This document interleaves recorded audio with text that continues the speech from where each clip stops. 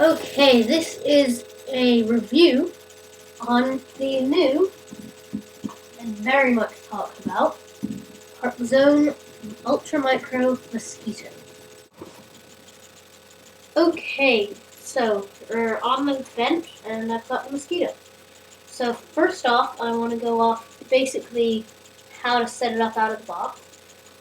So what you're going to do is you're going to take your charger, which looks like this, and plug it in to a 12-volt battery or a 12-volt power supply. I use a 12-volt battery because I have one lying around. So then what you're going to do is hook up your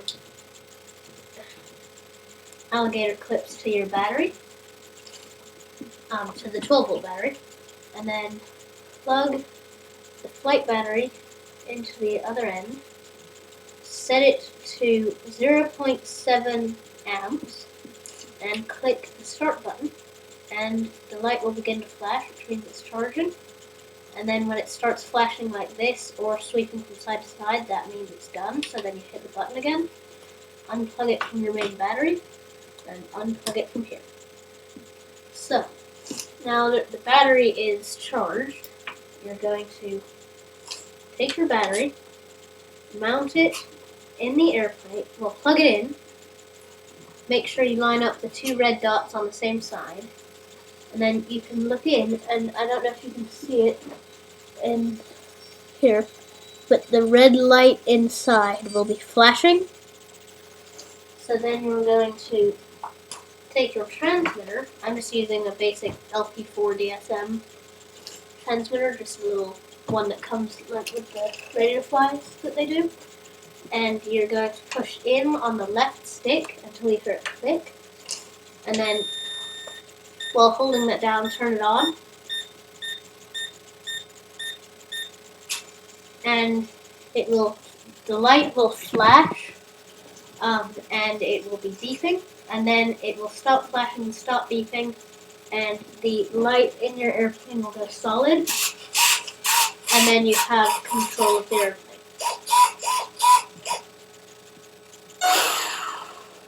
So it's got lots of power, and it's very, very scale on the ground and in flight. You're not going to get to see the maiden flight because I just couldn't be bothered to wait till I had good lighting for the camera, and I just went out straight out and flew as soon as it came. And there's a little bit of war damage on it from my less than perfect landings, but when you can line it up right with the runway and keep it at about third power coming in for those landings, it looks just like the real thing. It's amazing.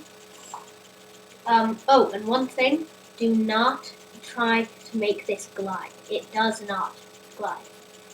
It has two big 3-bladed props up front. They make lots of drag, and if you try to glide it, it basically falls like a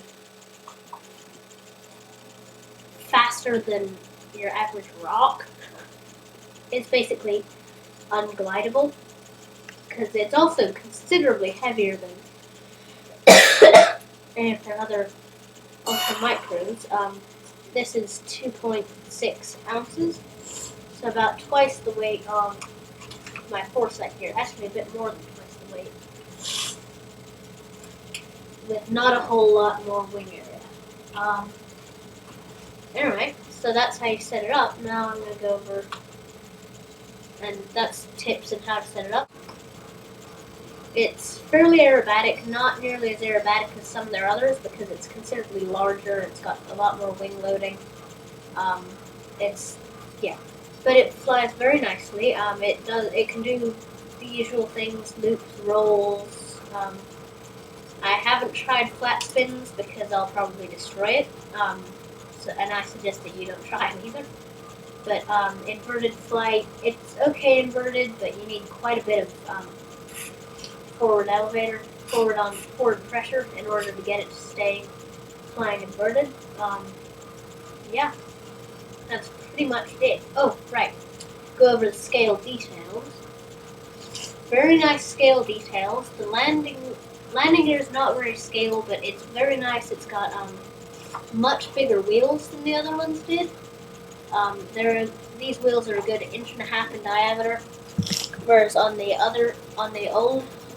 some of the other Ultramicros, the wheels were about as big as this little tail wheel. The main wheels were about that big. So this one does really a lot better on like dirt runways and things. Maybe short grass. I haven't tried it yet, but I'm not very optimistic about grass because it's a very small plane. Yeah, that's pretty much it. Look for a flying video soon. Have one up as soon as I can.